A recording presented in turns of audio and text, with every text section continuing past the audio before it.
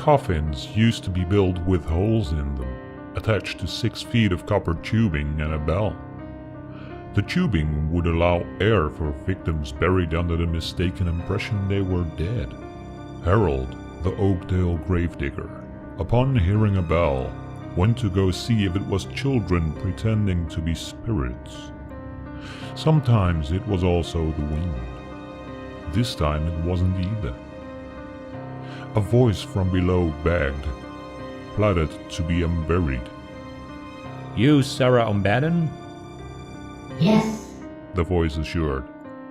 You were born on September 17th, 1827? Yes. The gravestone here says you died on February 19th. No, I'm alive. It was a mistake. Dig me up. Set me free. Sorry about this, ma'am, Harold said, stepping on the bell to silence it and plugging up the copper tube with dirt. but this is August. Whatever you is down there, you ain't living no more, and you ain't coming up.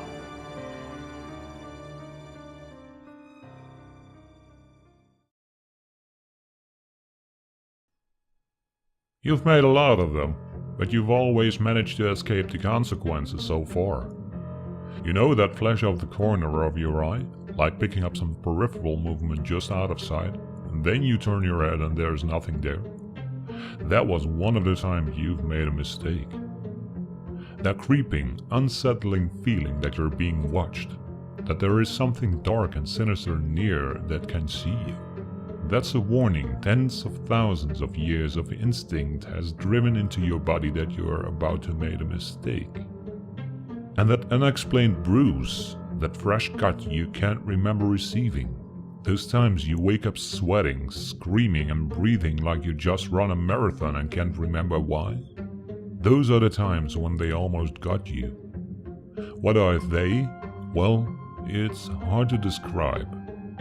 Imagine trying to explain red to a blind man. You can't really explain it, you just have to experience it yourself. And you really don't want to experience this.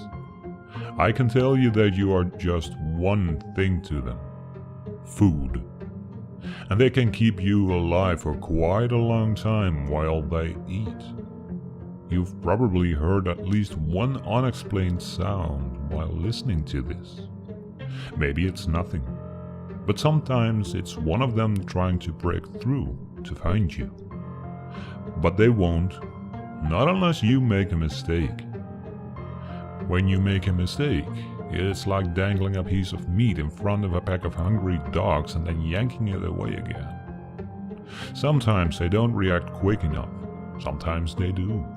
There are also unsolved disappearances over the centuries. It's hard to tell how many were victims of their own kind, and how many simply made one too many mistakes. You see, it's when people are most worried about making mistakes that they tend to mess up the most. What mistakes are there to make? If I told you that, you just make sure you didn't do them anymore, and that would be a shame. We almost got you last time.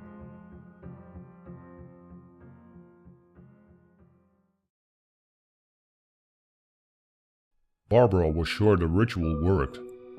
She stood up from the pentagram as 5 wicks slowly swirled their smoke in the room. The weather seemed angry. Lightning flashed and roared through the coastal home, and suddenly the lights went out. Damn the power! Let him come! She thought to herself as she calmly went downstairs in the dark.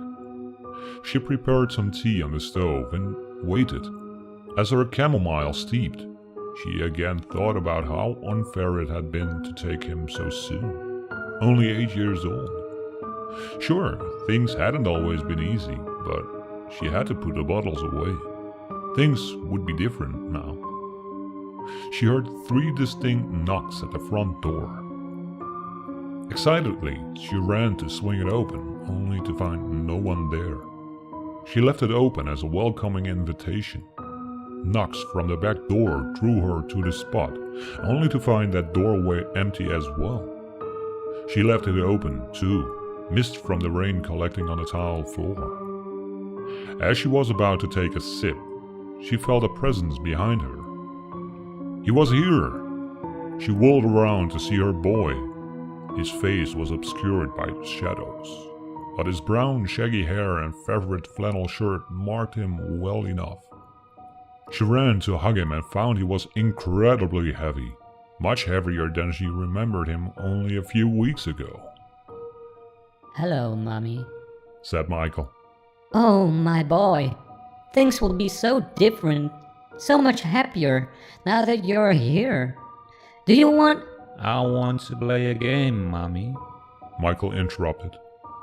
There was something unnatural in the tone he used for the word. Why don't you run and hide? I'm going to catch you. This will be a lot of fun. Are you sure you... Do it! His voice boomed through the house. Uneasily, she agreed as Michael began to count. She was going to hide in the pantry when she heard a growling noise, like the low rumble of a distant earthquake. She realized it was coming from Michael. As she counted, she realized she may have made a mistake. 15, 14. You better hide better than that, Mommy.